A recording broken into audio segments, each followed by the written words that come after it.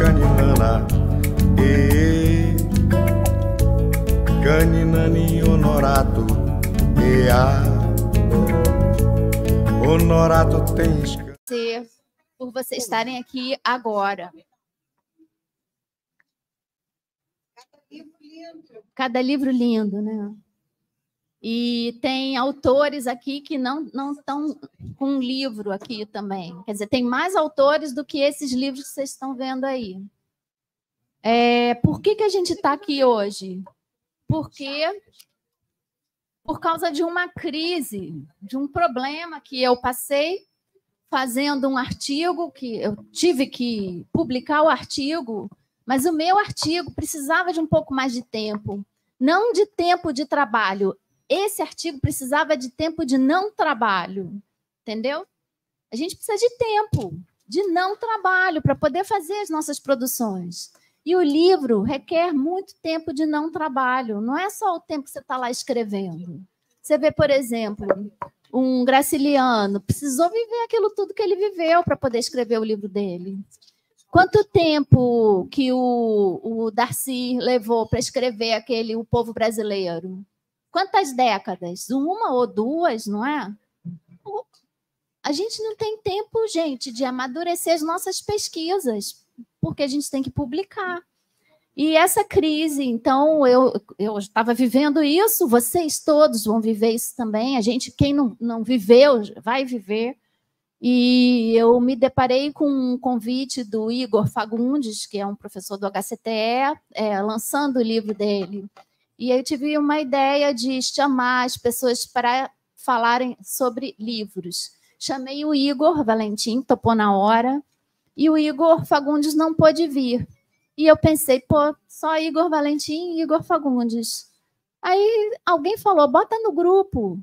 Quando eu coloquei no grupo, eu fiquei assustada com a quantidade de pessoas do HCTE que escrevem livros e querem falar sobre essa tarefa de escrever livros, sobre esse processo.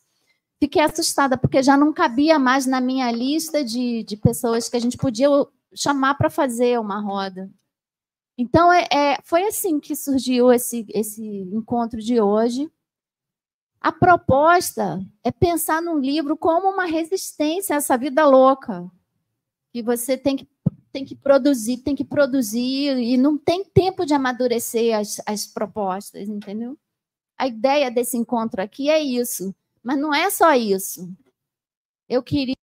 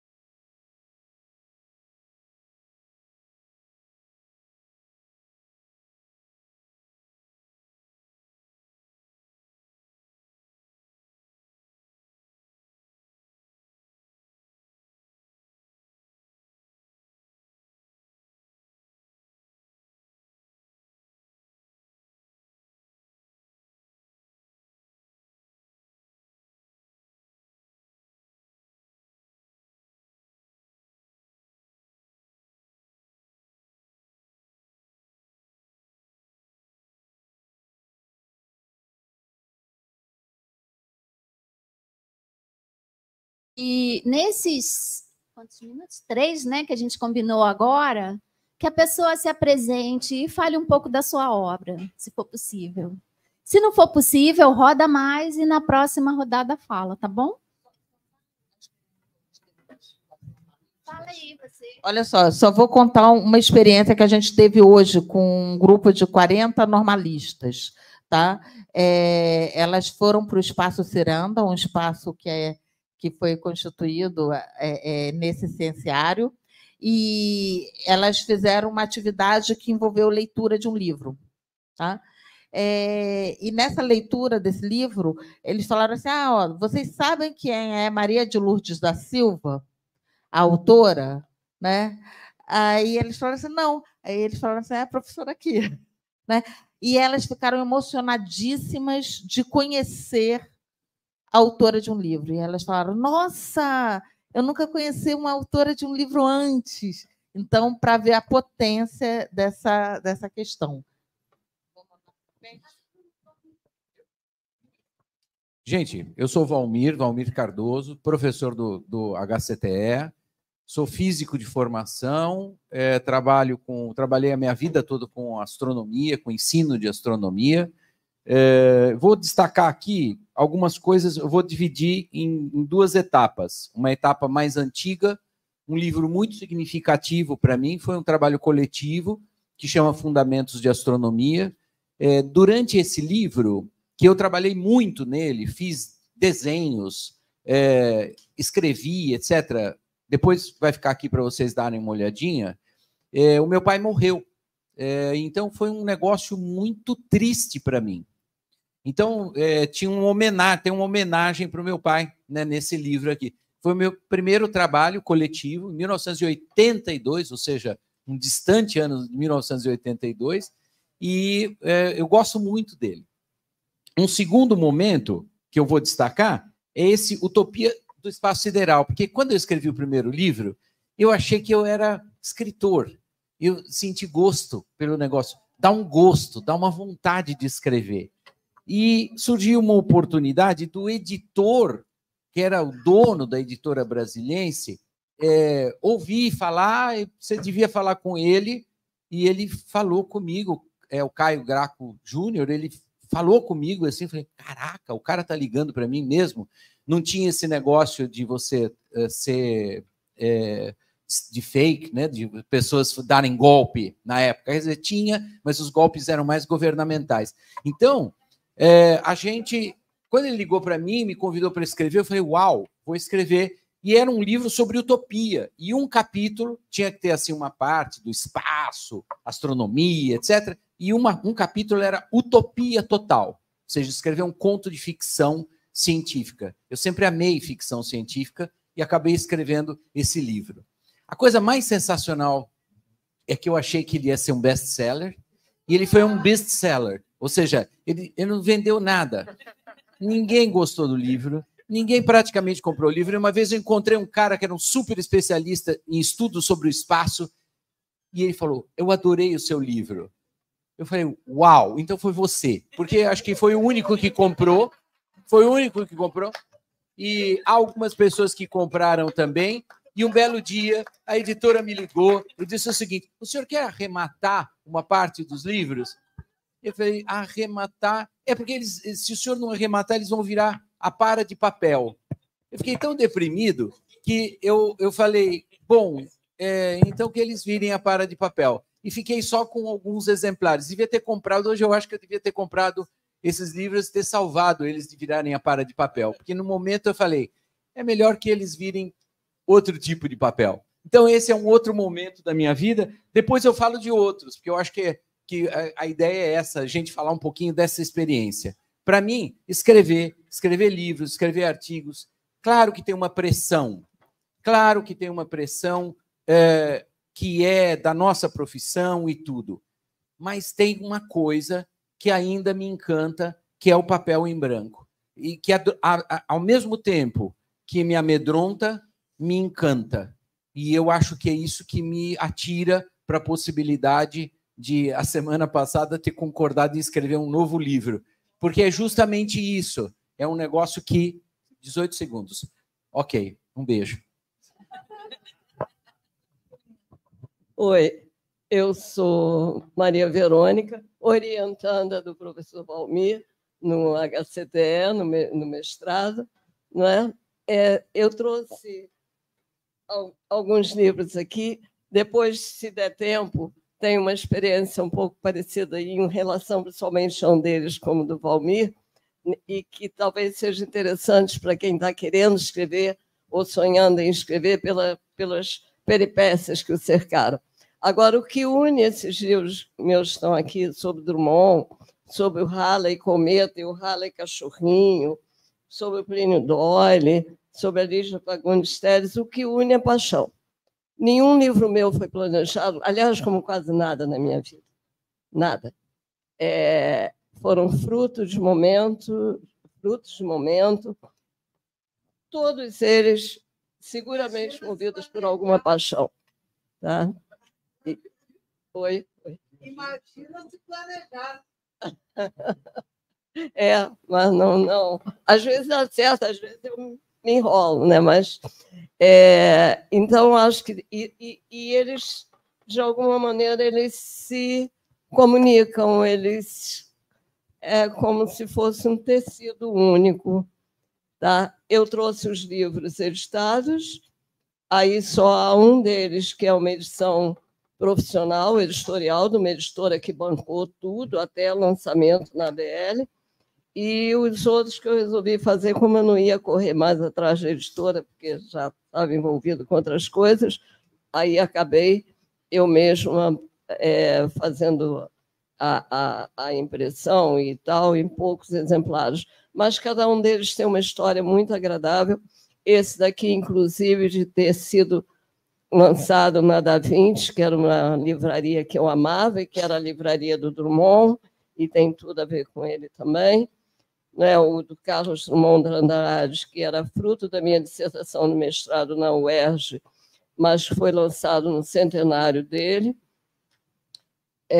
O do Halley, já numa nova fase, já na UFRJ, como aluna do BCMT, no projeto Simplifica, e que, ao mesmo tempo, tem a ver com o meu cachorrinho Halley, mas com Cometa também. Né?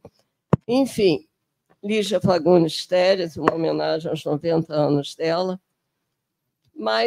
E tem as coletâneas, que não estão aqui, de poesias, crônica, prefácio e por aí. Mas depois, se vocês quiserem, se tiver tempo, conto um pouquinho de alguma história dessas. Gente, não precisa ser na ordem, né? Mas eu estou animada aqui. Eu gosto de microfone, gente. Então, começa aí, gente. Boa noite. Eu sou Raquel Siqueira, sou professora do Instituto de Psiquiatria da UFRJ, MIPUB, lá em Botafogo. E vou amanhã apresentar um tema aqui, que é o Grupo de Pesquisa Saúde com Arte, Sonoridades Sociais e Interculturalidades. E amanhã vai ter uma roda de samba aqui, eu estou convidando todo mundo. A partir das 6h30 vai ter a apresentação do grupo de pesquisa e uma roda de samba em que a gente vai tocar e cantar todo mundo, tá, gente? Então, falando aqui dos livros, eu sou psicóloga, musicoterapeuta e carreira acadêmica, e eu tenho 3 livros. O primeiro tem a ver diretamente com a HCTE. A minha tese de doutorado foi sobre o movimento de grupos musicais na área de saúde mental, e eu trabalhei com a teoria ator-rede do Bruno Latour.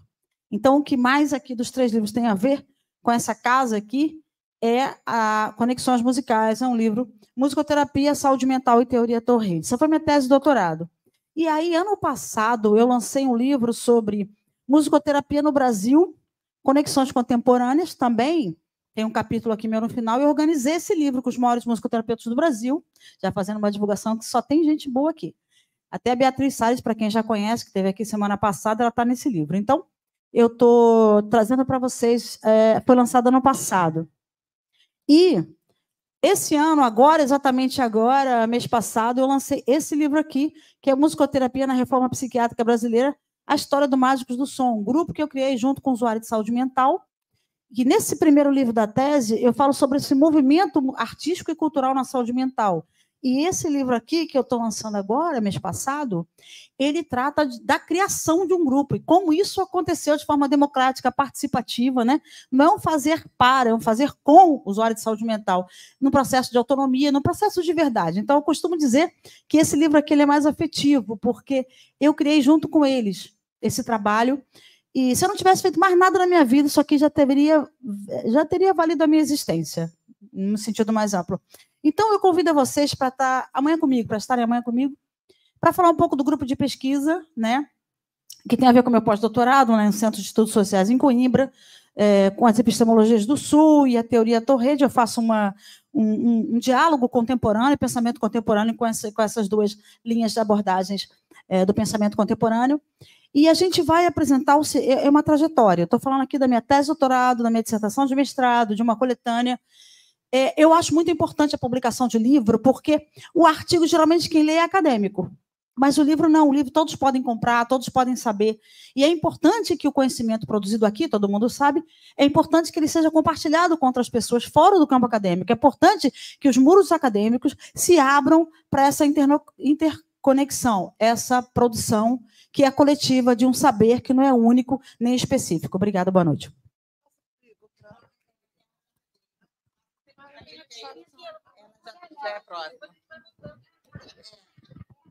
Ninguém precisa vamos fazer assim uma dinâmica assim. Ela levantou a mão, aí eu passei para ela, e o próximo que foi já levanta.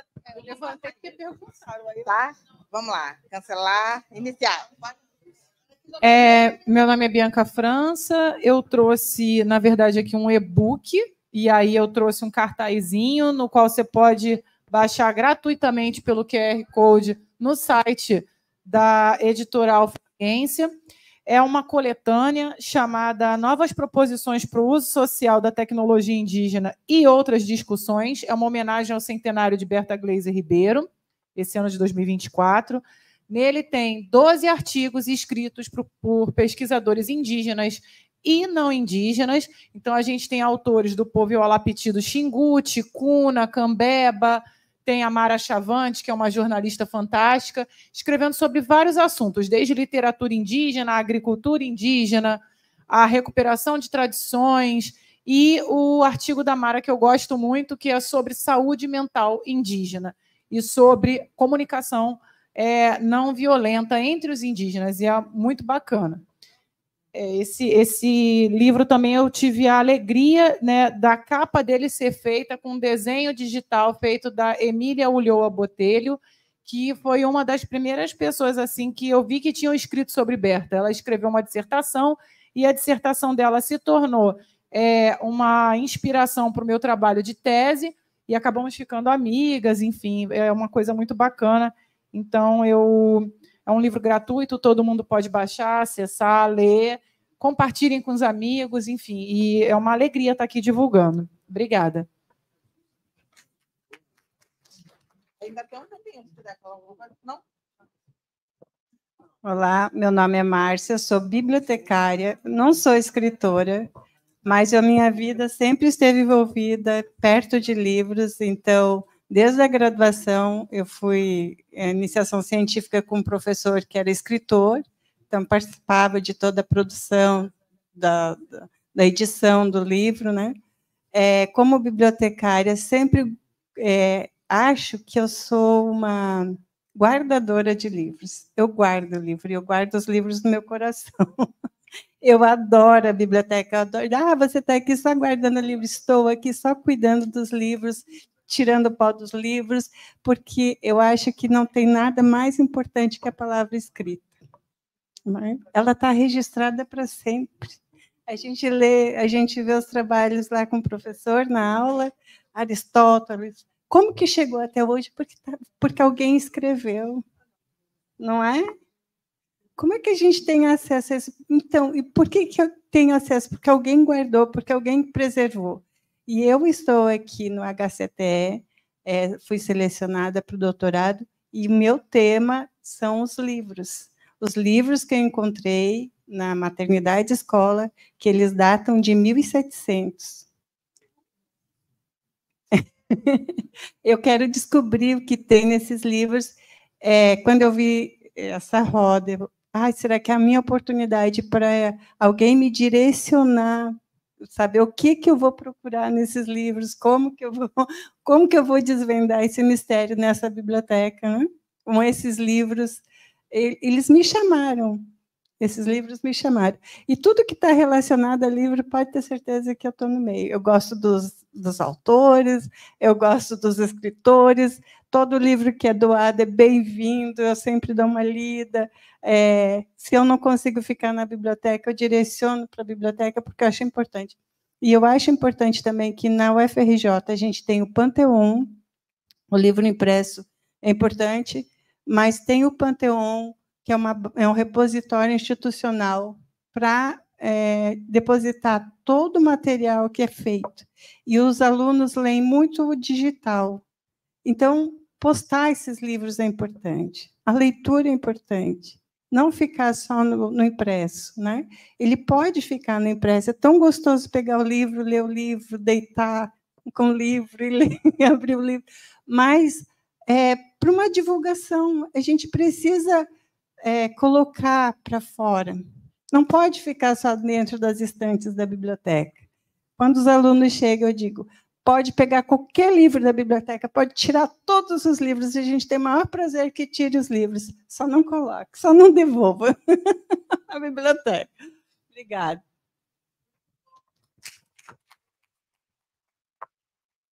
Boa noite, gente. Meu nome é Raquel Donegá. Eu escrevi já um livro infantil, escrevi alguns poemas quando era criança, mas hoje eu trouxe um livro que eu até brinquei aqui com o Igor, que não é um livro de verdade.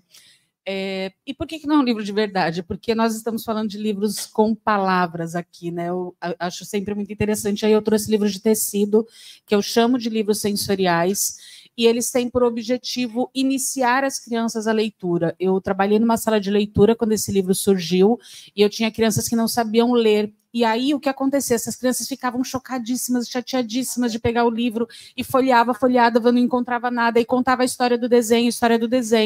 E aí, eu montei para essa escola esse ler com as mãos aqui. Depois eu passo para vocês. Ele vai passar, vou mostrar, vou passar, cada um pode brincar com o livro também.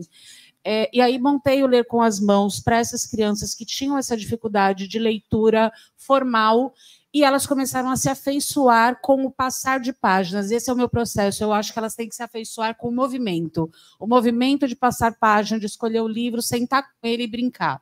E aí depois, não é a minha pesquisa principal, eu pesquiso sobre socioemocional, mas eu também pesquiso muito sobre avaliação psicológica infantil, que é chata. Chatíssima, as crianças ficam entediadas, e daí o meu objetivo é que fique mais legal. Aí eu criei esse livro, que é o livro Água. Esses dois são a mesma versão, mas um é feito por mim na cola quente, o outro por uma costureira com algum talento artesanal. Então, também estão convidados, vou passar os dois para vocês verem. E tenho ideias de fazer sobre os 4, 5, 6, 12 elementos que tem na natureza, quando a gente inventar. Então, quem tiver ideias e quiser me ajudar a compor os próximos livros sensoriais, já recebi um convite do Messias aqui hoje para fazer um tapete. Estão todos convidados. É um prazer estar aqui para apresentar um não livro para vocês. Ninguém vai falar, eu falo. Vai falar, Igor? É melhor. Não, estou marcando seu tempo. Então, boa noite, gente. Eu sou o Igor. Trouxe alguns livros para compartilhar. Eu acho que, ao invés de falar de algum título em especial, eu acho que eu vou tentar, nesses 2 minutos, falar um pouco sobre a provocação que a Isabel fez, do porquê que a gente escreve livro hoje. E, para mim, eu acho que tem 2 motivações básicas, assim. Primeiro, que é uma forma da gente sobreviver. Sobreviver no sentido de liberdade. A gente reclama tanto que a gente vive sendo constrangido por pressões de tempo, pressões de publicação, pressão de artigo, pressão de não sei o quê, pressão de não sei o que lá. O livro, ele te permite uma liberdade absoluta nesse sentido, né? Se você conseguir trabalhar alguns aspectos, você consegue ter uma liberdade absoluta. Então, o livro, para mim, ele é um canal de sobrevivência no sentido de você conseguir apresentar, compartilhar o que te transborda, o que te afeta, o que te atravessa. E acho que é importante também comentar o poder das narrativas. As narrativas que nos escrevem, que a gente escreve e que a gente nunca sabe onde vai chegar. Então, acho que, para mim, a questão dos livros tem uma alegria muito grande, que é a gente efetivamente mergulhar no desconhecido. Você encerra um processo quando você termina um original, mas você não tem a menor ideia do que aquilo vai produzir em alguém, e nem do que esse alguém, onde quer que esteja, vai chegar até você. Então, quando você recebe uma mensagem, sei lá, da Polônia, do não sei o quê, e você fala, caraca, como é que alguém na Polônia, um troço doido assim. Então, acho que são essas motivações que eu queria compartilhar com vocês, e falar também, assim, não é um apelo, mas, assim como a Bianca, né, que falou, os livros também estão todos disponíveis online. Claro que a gente tem os livros em papel, porque tem gente que gosta dessa coisa do cheiro, de ter essa relação próxima com o papel, mas acho que é muito importante quem conseguir botar a sua produção toda disponível em acesso livre, aberto, porque não só pela questão do alcance, né, que sem dúvida o alcance é outro, mas principalmente porque a gente mora num país pobre, numa sociedade miserável, e que o livro ainda é um objeto muito caro. Então, assim, se você entrar num site para comprar um livro, R$60, R$50, quem é que tem R$60, gente? R$50. Então, acho que isso eu queria encerrar minha fala com isso, porque acho que nós, autores e autoras, temos um papel preponderante nesse momento de decidir fazer, não, eu quero o meu livro disponível em acesso livre e gratuito e aberto. É isso, gente.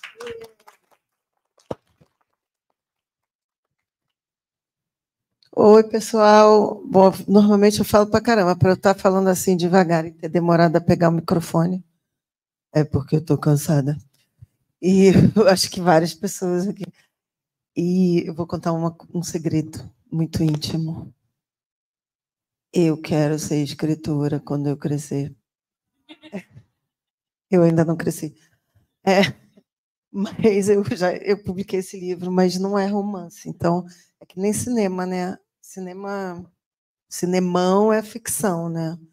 Então, eu ainda não publiquei literatura com L maiúscula, mas eu estou com um livro de ficção para publicar. Esse aqui é um ensaio. Eu estava com problema de computador, né, Valmir? Por isso que eu saí daquela comissão, mas eu comprei um computador. Então, agora eu vou ser escritora.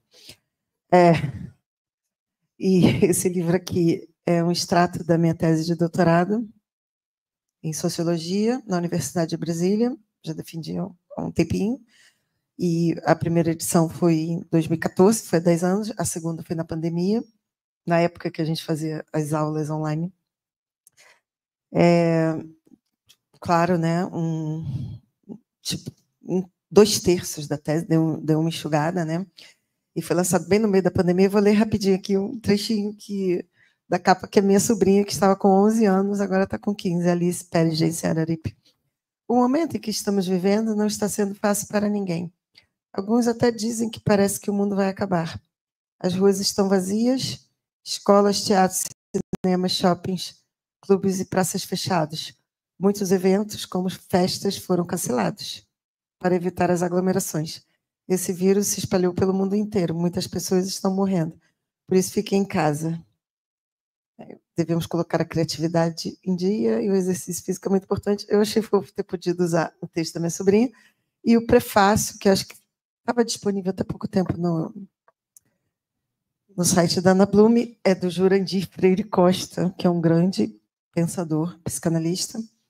E ele trata da questão do culto ao corpo nas sociedades contemporâneas, da insatisfação produzida socialmente no capitalismo atual. Obrigada, gente. Estou mortinha. Bem, meu nome é Lúcia Helena, mas eu assino Lux. Eu sou ilustradora. Bem, eu sou designer, né? Editora, né? E, então, vou trazer uma experiência diferente aqui do que os escritores estão trazendo, que é a experiência do editor, tá? Isso. Obrigada.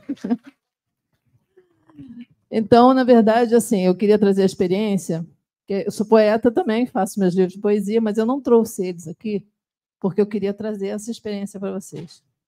Aqui tem alguns livros, por exemplo, esses aqui, ó, são infantis, e nenhum deles foi pensado pelo autor. Nenhum autor desses livros disse, eu quero escrever um livro. Eram amigos ou clientes, que eu sou designer, trabalhava com eles, e eu peguei eles contando essa história para o neto, para o filho, lembrando que contou uma história para o neto, para o filho ou para a filha, e eu falei para eles, por que você não escreve um livro? Ah, mas eu não sei escrever. Conta a história para mim. Ele contava a história para mim e eu escrevi o livro. Aí eu transformava o texto dele em livro e ilustrava. E esses livros eram dados, foram dados, todos eles. O único que é vendido é esse que está na mão da Raquel, porque esse aí é a minha professora de yoga, que dava aula de yoga para criança. E eu virei para ela e falei assim, você tem que fazer um livro para ensinar as crianças a fazer essas asanas.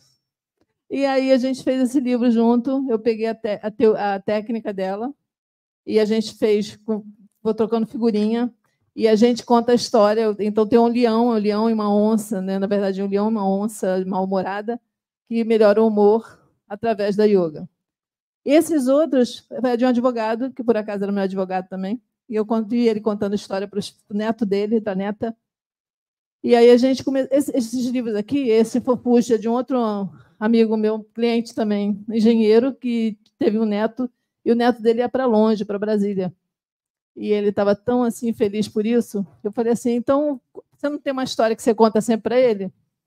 Ele disse, então conta para mim, a gente faz um livro. E isso foi presente do aniversário das crianças e depois foi distribuído para as escolas do entorno, porque a gente faz geralmente em tiragem de 1.000 ou 2.000 exemplares, dependendo. Bem, é uma forma de editar livro. A gente não precisa tomar a decisão de fazer um livro, né? Esse outro aqui foi também muito interessante. Esse é um livro de fotografia da Anne Smith. O nome não é real, é um nome dado. Essa pessoa, ela fez a vida inteira dela, ela tirou fotografias conforme ela ia viajando. Quando ela fez 75 anos, ela estava muito baixo astral, enfim. E aí uma amiga nossa comum, a Tânia Carvalho, que é uma jornalista, falou assim, pô, por que você não conta a sua história? E a gente fez várias viagens, idas até a casa dela, e ela contava a história enquanto eu separava as fotos com ela. Isso virou uma terapia em grupo, porque ela chorava por causa das fotos. E a gente separou 350 fotos e fizemos esse livro, que foi doado para a Fundação Viva Cazuza, foi vendido e o dinheiro ia direto para a fundação. Foi feito também em 2.000 exemplares, eu acho. Então, eu estou dando essa experiência porque existem várias formas de publicar, né? Tá? Então, só para isso, eu estou trazendo mais essa experiência de editora. Depois a gente vai falar sobre mais. Depois eu vou falar para vocês sobre o jogo Amazônia Brasileira, que também é uma outra forma, só que um livro em formato de jogo. Tá? É isso.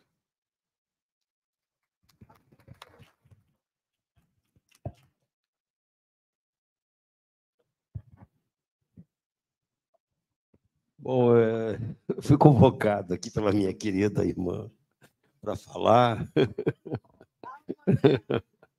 Não, é que eu estou lembrando uma coisa. Faz 20 anos que eu lancei meu primeiro... Não está aqui, porque eu, enfim, não me organizei para trazer os exemplares, mas faz 20 anos que eu publiquei o primeiro livro. Então, mas foi uma emoção muito grande. Eu estava no centro da cidade, e aí, quando eu peguei o primeiro exemplar, eu liguei para o meu irmão, tá aqui, Alexandre. Ele era formado em Sociologia pelo IFIX, e aí eu queria logo, meu irmão mais velho, né, falar assim, tá aqui o livro, ele aí me deu os parabéns. E o livro é A Poética da Deformação na Dança Contemporânea. Eu pego justamente a fenomenologia de Bachelard e aí trabalho a dança a partir desse conceito de deformação como criativo, né? E está em 2 estudos de caso, 2 grandes coreógrafos, né, do século XX, ou caso do século XXI, que é o William Forsythe, né, um coreógrafo americano radicado na Alemanha, e o Shio Magatsu, a segunda geração da dança Butô, né?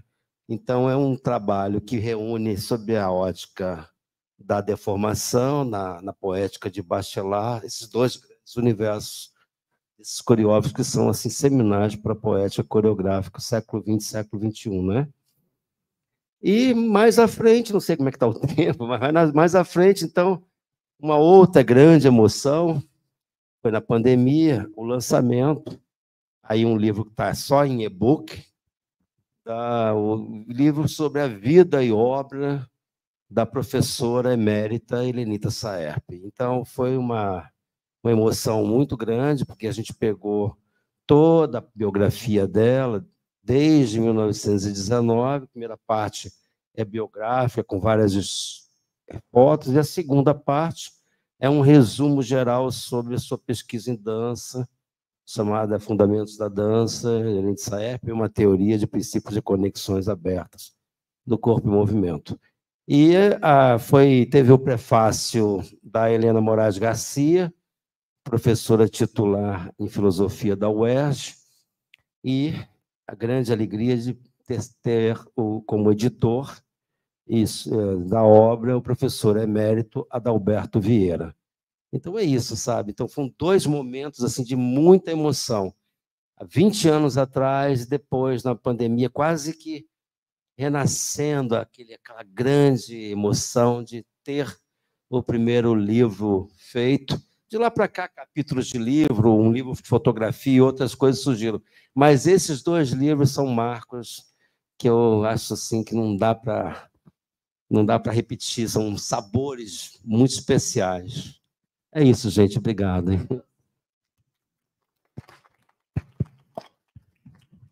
Bom, eu sou Rildo Pereira,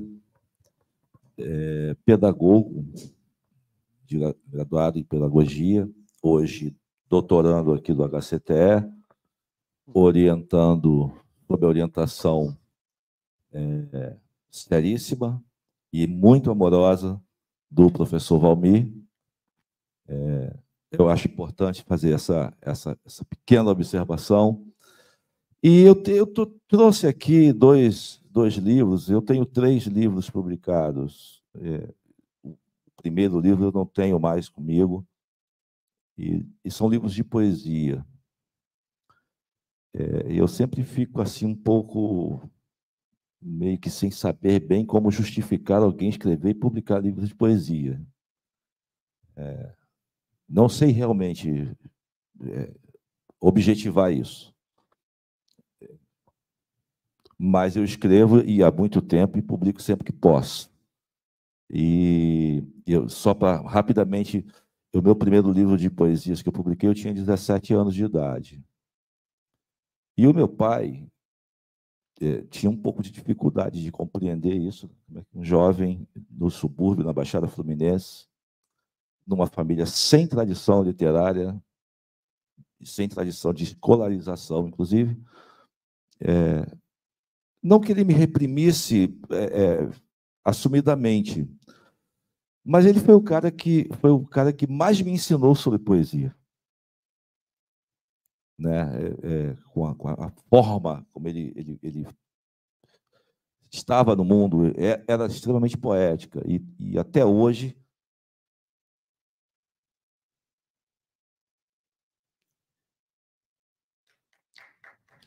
desculpe. E até hoje eu sempre lembro disso. E eu tive que falsificar a assinatura dele por conta disso. Não tinha outra alternativa. Eu tinha que fazer o registro na Biblioteca Nacional. Eu era menor e precisava da assinatura dele. E eu fiquei morrendo de vergonha de pedir para ele assinar o formulário. Então, eu falsifiquei a assinatura. Acho que já prescreveu, o crime já está prescrito, então não tem problema. Bom, é isso. E eu não sei realmente responder por que a gente escreve livros e publica. Eu acho que agora, mais do que nunca, se publica no Brasil. Em especial, poesia é um dos gêneros que mais se publica. Embora eu não veja a correspondência em termos de número de leitores de poesia. Mas é impressionante como se publica livro de poesia. E a poesia é, de fato, uma linguagem, um caminho, para mim, de muita reflexão sobre o existir, sobre o estar no mundo. Eu tenho outros trabalhos de outros gêneros, publico regularmente, academicamente, inclusive, mas esses trabalhos nunca foram reunidos em livros. Mas é isso. Eu acho que eu até não ia falar nada, mas acho que falei até demais. Obrigado.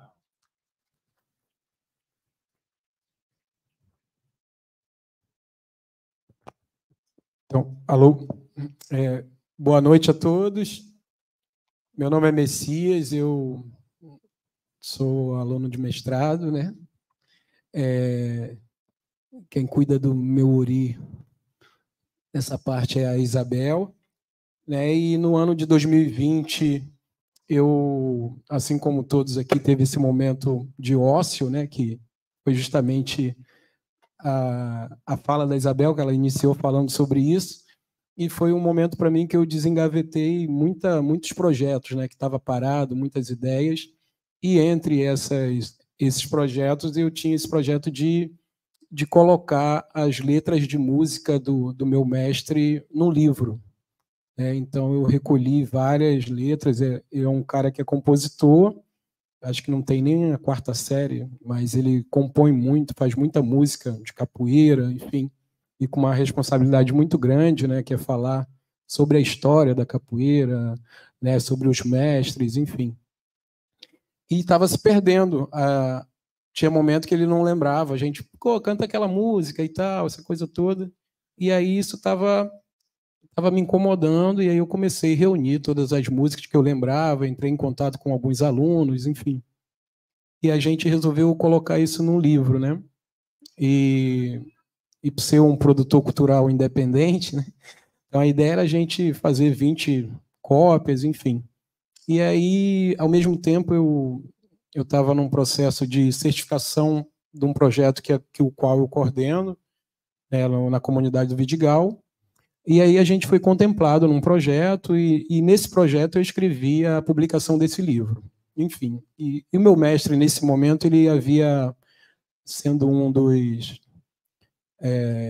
dos acometidos por essa doença, né? Então ele estava muito triste e estava entrando em depressão, porque a vida dele é a capoeira, é estar junto, é dar aula, é viajar, churrasco, beber, enfim, não estava podendo fazer nada disso e tinha acabado de sair dessa doença da Covid, né? E eu muito preocupado. E aí a gente resolveu colocar esse livro para imprimir, essa coisa toda, e a gente fez uma surpresa para ele lá no Maranhão, né? Mesmo na segunda onda da pandemia. Então a gente reuniu todos os amigos, os mestres, né? Todo mundo de máscara, essa coisa toda. E foi muito legal, porque ele achava que ia para um outro lugar e chegou na hora, estava todo mundo reunido com o seu berimbau na mão, enfim, e no final um banner grande e uma mesa com os livros dele lá. E aí ele atravessa um corredor, e aí quando ele chega, tá todas as obras dele num livro, né? Então foi muito bom para mim, porque foi a minha primeira produção, né? Enquanto escritor, e eu reunia também depoimentos de outros amigos, e eu achava que ia ser muito fácil, mas na real é um porre. Eu admiro muito vocês que conseguem escrever, porque eu tive um problema muito sério com uma pessoa que estava diagramando, fazendo a diagramação, e volta, e vai, e volta, isso aqui não está legal, e volta de novo, e vai, enfim. Mas deu certo, né? Então a gente fez uma edição, fizemos volume 1, volume 2. Eu não trouxe aqui, eu confundi o dia, mas eu tenho algumas unidades em casa, de repente amanhã eu trago. É isso, obrigado.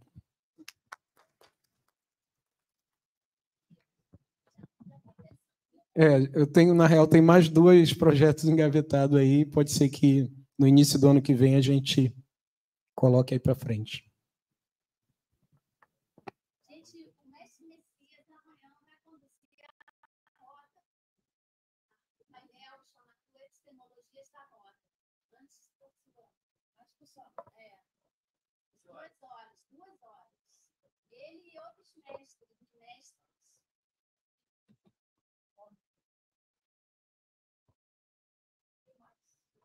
Eu queria aproveitar, porque eu escrevi uma coisinha pequenininha, e aí eu queria aproveitar para ler.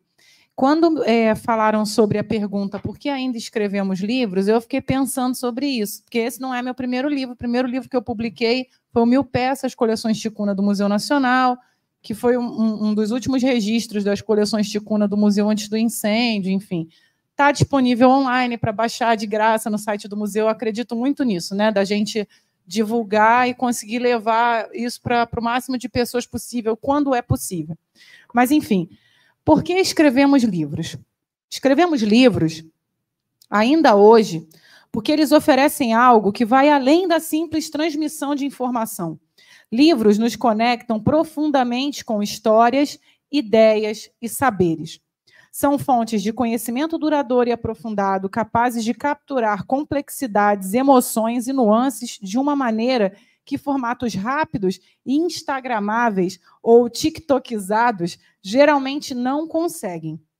Ler um livro físico ou mesmo um e-book permite ao leitor uma experiência mais imersiva, promovendo reflexões e compreensão ao longo do tempo. Além disso, os livros preservam ideias para futuras gerações. São uma forma de resistência à volatilidade dos conteúdos rápidos e podem ser acessados e transmitidos com ou sem tecnologia. Podemos carregá-los para todo canto, um Kindle, um livro físico, uma bolsinha, um celular. Para muitos, como eu, os livros são um refúgio. Representam um espaço de introspecção, crescimento e diálogo com o autor, comigo mesma e com a humanidade.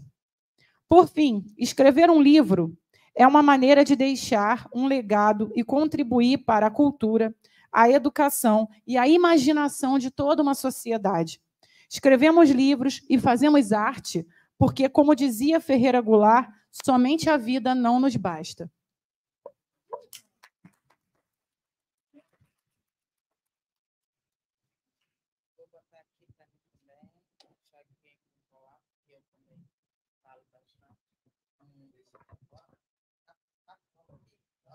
Para rodar de novo aí, que 3 segundos meu. Ai, ai, perfeito. Eu vou falar aqui não do porquê escrever, tá? Ela até viu, né? A Bianca começou a falar. Bianca, confere? Né? Começou a falar e eu comecei a chorar, né? Eu sei muito por que eu leio livros, né? Ler livro, para mim, foi realmente uma conquista, e uma conquista dura, muito dura, para uma criança, muito cruel, inclusive, tá? Muito cruel. Eu falei mais cedo, né, que eu demorei, eu repeti a alfabetização 3 vezes, né? Então, o que é para uma criança repetir a alfabetização 3 vezes? Querer conhecer e entender o enigma dessa dança de letras, que eu ainda tenho dificuldade, tá, gente? Então, para mim, assim, principalmente na escrita, meus orientandos sabem, meus alunos também, é no chute, com, de, para mim não faz sentido nenhum. Eu chuto. Aí o leitor me diz que aquilo não faz sentido, né? Quantas vezes vocês falam, professora, não é de, a senhora botou para, é com, né? SS, C cedilha, Z, para mim também vai tudo no chute, né? Então saem umas aberrações às vezes no quadro, né? Agora ler me dá um prazer, né? E eu na vida adulta eu aprendi, né, outros prazeres, né? Eu aprendi que ler com uma taça de vinho, olha, quem nunca fez isso, faça, sabe? Ler é tão engraçado, né? Porque para quem sabe que eu fiz meu pós-doc fora, né? Eu fiquei 4 anos na França e tem umas barraquinhas, sabe? Do quê? Não, eu aprendi a beber vinho na França, é verdade, né? Antes dos 30 eu não bebia nada, né? E aprendi a ler, sabe, com vinho, é verdade, né? Com inspirações, né? Só que assim, vou tentar em 40 segundos tentar explicar o prazer que é você desnudar, e para mim leitura é um pouco de espectroscopia, talvez meus alunos entendam, né? Espectroscopia, a gente desnuda as moléculas, né? E eu acho que os livros impressos, e para mim desde sempre, é um pouco isso, é ver aquilo que o autor não queria efetivamente me contar, mas está impresso, então ele está me contando, né? É ver essa nudez, sabe, pelo véu de uma camisola, né? Pelas entrelinhas, pelo verso e pelo transverso, né? Então, bem, minha humilde compreensão, 3 minutos.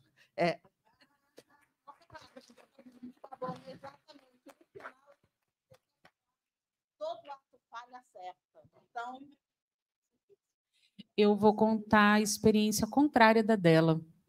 Eu fui uma criança alfabetizada muito cedo, então eu me sinto íntima das palavras há muito tempo. Mas quando eu entrei na educação, eu senti uma dor absurda, porque eu dava aula para 6º, 7º ano, crianças com 12, 13, 14, 15 anos, e eu não conseguia entender por que aquela criança não sabia ler. Eles olhavam para o texto e para eles não fazia o menor sentido. Eu falava, gente, mas como que essas crianças não conseguem entrar nesse universo que é maravilhoso? E, para muita sorte, talvez, de uma geração em que os professores ainda tinham algum espaço, eu fui dar aula na escola que eu estudei. Então, eu tinha muita liberdade, porque se a criança me desobedecesse, eu encontrava com ela na rua. Ela sabia onde eu morava e eu sabia onde ela morava, e sabia quem era o pai, sabia quem era a mãe, a tia, o padrinho, todo mundo. Então, eu me tornei muito íntima também dessas crianças e muito pela língua portuguesa, porque eu fui professora de língua portuguesa. E acho que a minha pesquisa do socioemocional vem justamente disso, porque eu sempre vi o emocional dentro da educação e não consegui entender o que as pessoas queriam dizer, e ainda é minha dúvida, tipo, que emocional é esse que está aparecendo? Porque quando eu escuto vocês falando dos livros, das palavras, do texto, do modo como a gente está ali, o emocional vem junto, mas a gente não nomeia. E ao tentar nomear, eu me incomodo. Quando eu digo, esse texto aqui é um texto para você ficar triste, porque, por exemplo, trabalhei um período inteiro com contos de terror, porque eles não queriam ler poesia, então vamos para o que vocês querem. E aí eu estou achando muito bonito, né, as pessoas falando aqui de livros que trazem coisas e não veio nenhuma história de terror. E eu fiquei pensando, falei, gente, o livro não é só essa maravilha toda. Tem um negócio horroroso que a gente encontra nele, que é o vislumbre com uma coisa desconhecida, o susto diante de alguma coisa que não conseguimos imaginar sozinhos. E aí eu queria convidá-los para lembrar, né, dessa experiência de como foi a leitura. A gente não lembra como a gente foi alfabetizado, exceto a Priscila. Porque se tudo deu certo, a gente não tem memória disso. Mas o meu convite é para que a gente pense, porque estávamos aqui conversando paralelamente, né, sobre não produzirmos narrativas ficcionais. Fiz um filme, mas era um documentário. Fiz um livro, mas era um livro técnico. Então, vou recuperar o Igor, porque ele adora ser citado. Mentira, adoro fazer isso com quem não gosta. Eu não sou muito das citações, não, mas o Igor tem me ensinado algumas coisas na disciplina dele sobre como é afetivo estar. O fato de você participar também, né? Mayra é ótima nisso. Só o fato de você participar, você já impõe o seu afeto. Então, mesmo os que não escreveram livros aqui, talvez tenham escritos que estejam publicados nas redes sociais, em outros lugares. Então, mais do porquê escrevemos livros, eu gostaria de perguntar por que escrevemos. É só isso.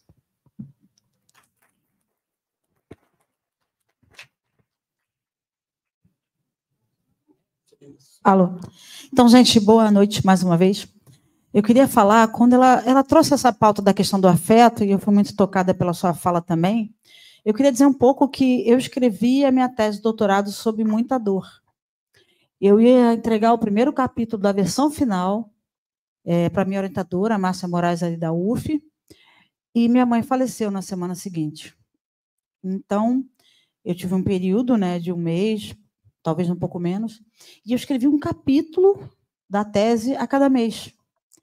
E aí eu falo da escrita também como um momento que a gente pode nos auxiliar na dor, porque é no momento que a gente coloca, porque a minha experiência era com saúde mental, e eu estava ali sofrendo uma dor muito contundente, que era a perda da minha mãe. E eu canalizei essa dor para a escrita. Então, quero dizer também que no momento que a gente estiver triste, no momento que a gente faltar o chão, o fato da gente se introspectar e escrever é uma forma da gente dizer ao mundo que existe, sim, algum lugar que é construído através de uma relação de amor com a escrita. E essa relação de amor ela é constitutiva, ela nos dá força para continuar. Aquele livro ali, Conexões Musicais, foi escrito pós-morte da minha mãe. E teve o capítulo 2 e 3 que eu escrevi, fazia 3 meses que ela tinha falecido, e eu cheguei, entreguei para a minha orientadora, e ela falou, então, ótimo. Eu falei, não, você está falando isso para me agradar. Ela disse assim, não, eu não faria isso. O que aconteceu ali? Foi uma superdosagem de amor. É como se eu escrevi essa tese para ela, como uma homenagem póstuma. Então, eu quero dizer que a escrita também nos serve a tudo. E a importância da gente escrever é a gente estar conectado com aquilo que há de mais íntimo, aquilo que há de mais profundo, que são as nossas emoções e o nosso amor. É isso, passo. É interessante ouvir o que vocês estão falando. Existe um escritor infanto-juvenil, que já falecido, Bartolomeu Campos de Queiroz. E o Bartolomeu de Queiroz ele fala o seguinte, ele diz que a coisa mais importante que aconteceu na vida dele foi aprender a ler. E ele falou, ler e escrever. Porque depois que ele aprendeu a ler, ele conheceu outros mundos.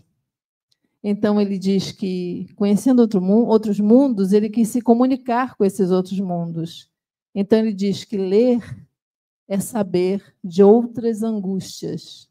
Eu acho esse verso lindo. Ler é saber de outras angústias. E escrever é a tentativa de se comunicar com o outro, que você não sabe quem é o outro.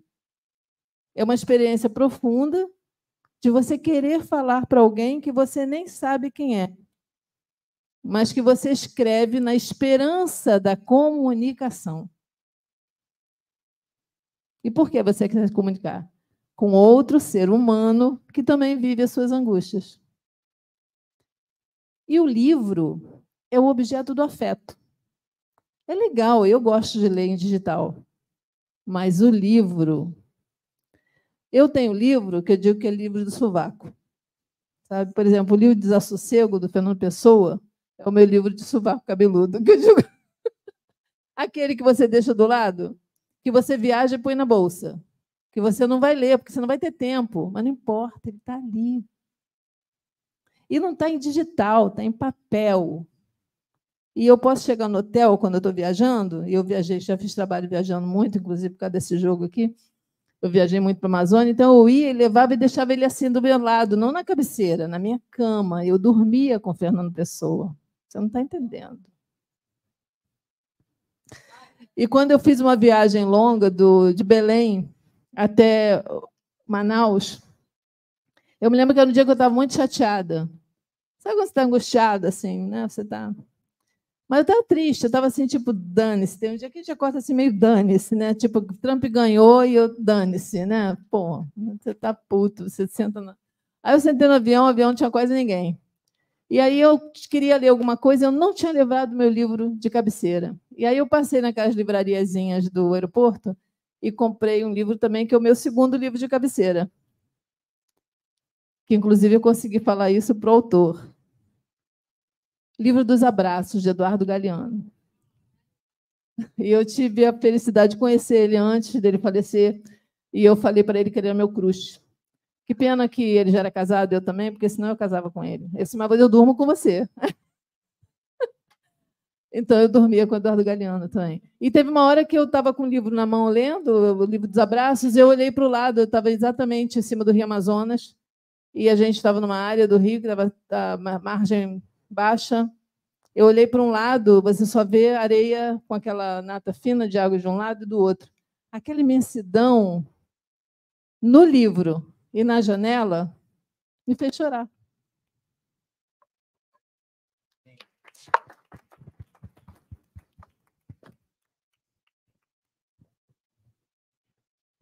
Já que nós estamos falando de momentos afetivos, né? Eu acho que é importante. E o Rildo falou uma coisa tão bonita sobre a orientação e sobre como é importante para o orientador, às vezes, saber que apesar de ser rigoroso, ele pode ser amoroso também, né?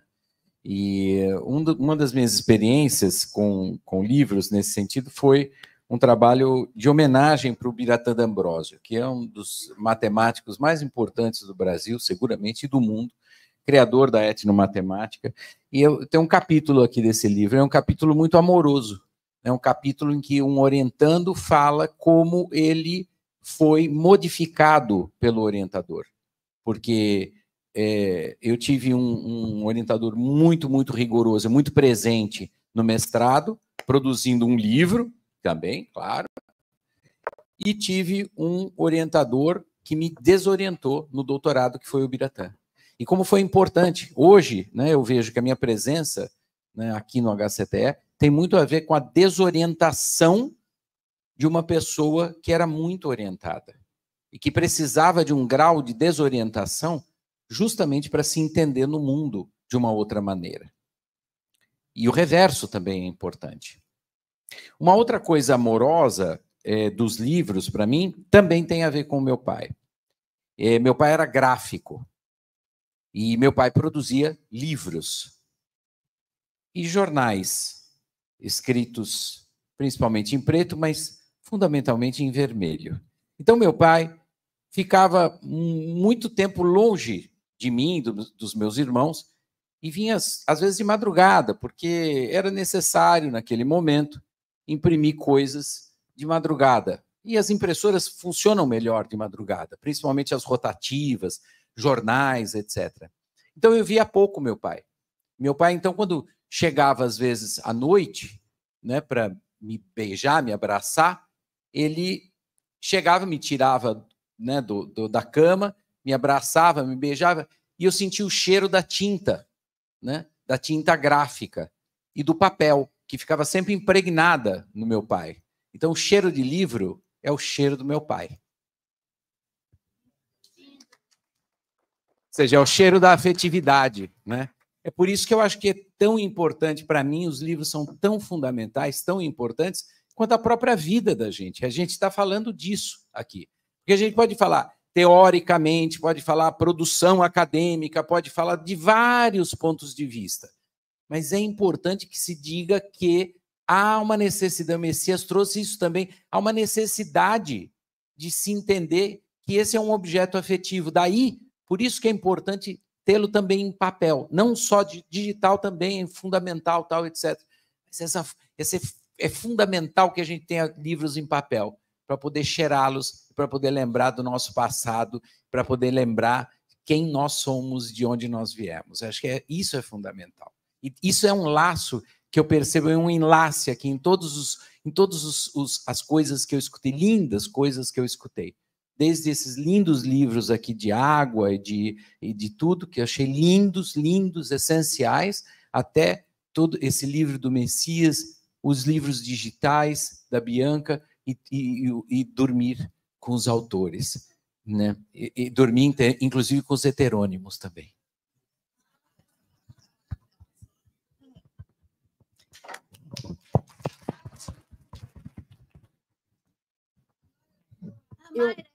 Rapidinho, eu queria refletir sobre a experiência que a gente vive nas ciências experimentais, as ciências de bancada.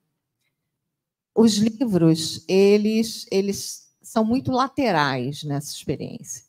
Então, quando a gente vive o dia a dia de laboratório, né, que é o treinamento e é a rotina, é a carreira que a gente conduz dentro de centros ou institutos que são basicamente voltados para a ciência experimental, a gente está buscando artigos. Então, basicamente, a nossa referência são artigos, não são livros. Os livros, eles são sistemas de apoio para a formação de pós-graduandos, com certeza, para preparação para processos seletivos, etc. Mas eles são considerados ultrapassados já na medida em que eles são editados e publicados. Agora, o que se ganha com o livro em relação aos artigos? Os artigos já denunciam os sujeitos. já denuncia os grupos de sujeitos. É uma balela a gente realmente colocar a nossa crença na ideia de que os artigos científicos eles são isentos das subjetividades, enfim, das tendências, das idiosincrasias, da cultura, dos momentos socioeconômicos pelos quais aqueles grupos que escrevem, ou aquele autor X, Y, Z, está passando. Então, isso, assim, por definição. Agora, o livro, quando você tem alguém da área de ciência, né, do campo científico, escrevendo um livro, ou alguém, né, quando você está falando de uma obra organizada, você tem uma abertura para que esse componente subjetivo ele apareça mais evidentemente. Sobretudo quando o livro todo é escrito por um mesmo autor. Tá? Então, é interessante porque esse derramamento estético, subjetivo, né, essa contaminação, o livro, eu gostei da Lúcia colocar, é um objeto afetivo, ele é um canal para a expressão de afetos, subjetividades, emoções que estão norteando ou sulhando, melhor, Deus me livre, o nortear está complicadíssimo, estão sulhando as nossas obras todas dentro da ciência. É o discurso falado, é o escrito acadêmico, periódico, científico, artigo, né, que é o mais valorizado, e são os livros também. E aí eu lembro de uma fase da minha vida em que eu estava fazendo uma dobra na minha carreira, em que, de repente, eu comecei a ver os bastidores da ciência que eu fazia, e a primeira coisa que me aconteceu eu não conseguia mais escrever. Aí, no caso, eu não era escritora de livro, né? Não sou, mas eu não conseguia escrever os artigos.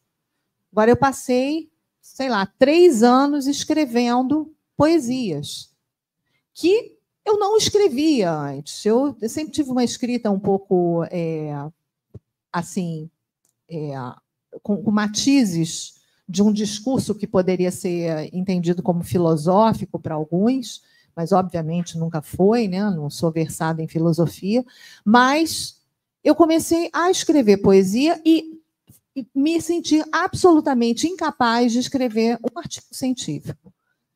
E se eu tivesse juntado, é interessante porque eu joguei fora. Simplesmente, elas se perderam e eu fiz questão de não resgatar. Mas, eu fiz questão... Isso é uma questão à parte, é outra história, que eu tenho dificuldade de entender. Não me arrependo, tá? Não me arrependo. Agora, o interessante é que se eu tivesse juntado aquilo daria um livro. É muito interessante isso. Ou seja, o livro é um canal de pensamento racional, de construções que têm bases de ordem, por exemplo, bases de ordem científica, mas é um canal também de todas as outras dimensões de humanidade que podem vazar pelo discurso. Então, isso eu considero valiosíssimo dentro da ciência. Eu dei carona ontem para a Luciane Morro Cócaro, a colega dela que apresentou aqui, a atriz Mânica. Deixei a Mayra.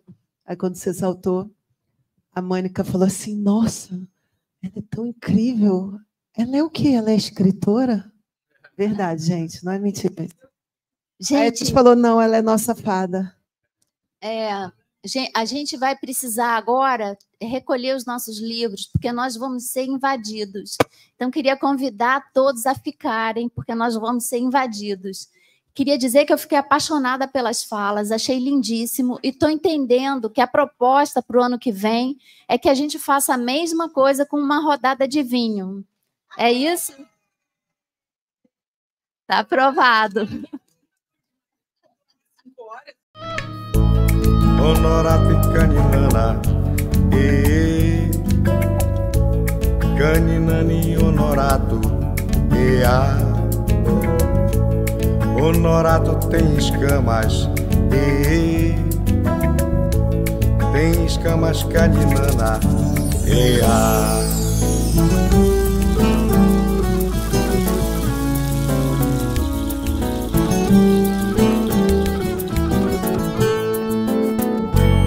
Vida em forma de serpente, filhos de poto e de gente. Vida em forma de serpente, filhos de poto e de gente.